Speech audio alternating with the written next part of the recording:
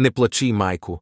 Не тъжи, че станах аз и хайдутин, майко, бунтовник. Та тебе клета оставих за първо чедо да жалиш. Но кълни, майко, проклина и таз турска черна прокуда, дето нас млади пропъди по тази тежка чужбина, да ходим да се скитаме немили клети недраги.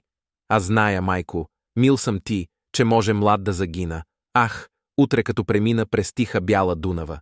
Но кажи какво да правя, кът си ме, майко, родила със сърце мъжко, юнашко.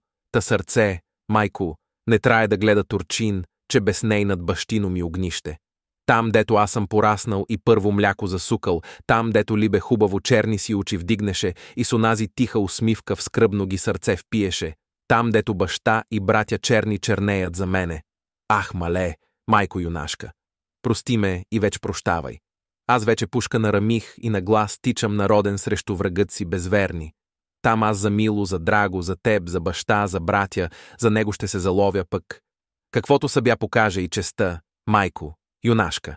А ти, га чуеш, майнолю, че куршум пропей над село и момци вече наскачат, ти излез, майко, питай ги, де ти е че да остало.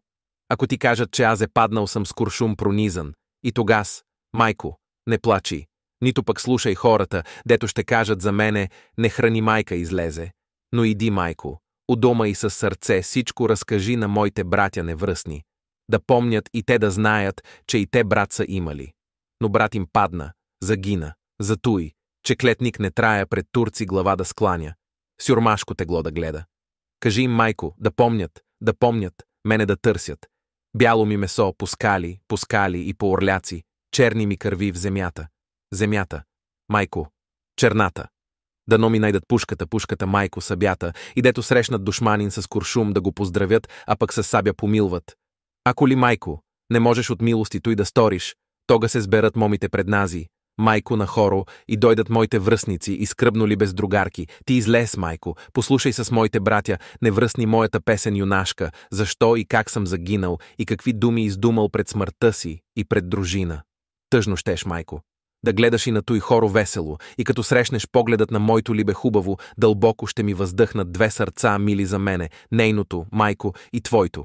И две щат сълзи да капнат на стари гърдии и млади, но той щат братя да видят и кога, майко, пораснат, като брата си ще станат, силно да любят и мразят.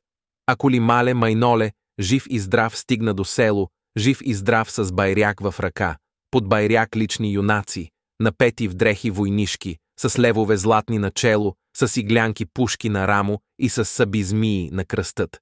О, тогас, майко юнашка! О, либе мило, хубаво!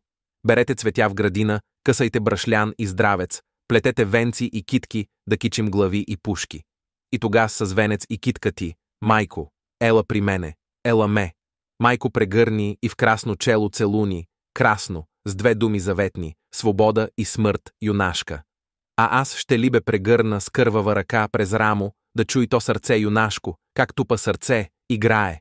Плачът му да спра с целувка, сълзи му с уста да глътна. Пък тогас, майко, прощавай, ти ли бе не ме забравяй. Дружина тръгва, отива, пътят е страшен, но славен. Аз може млад да загина. Но стига ми тая награда, да каже нявга народът. Умря си ромах за правда и за свобода.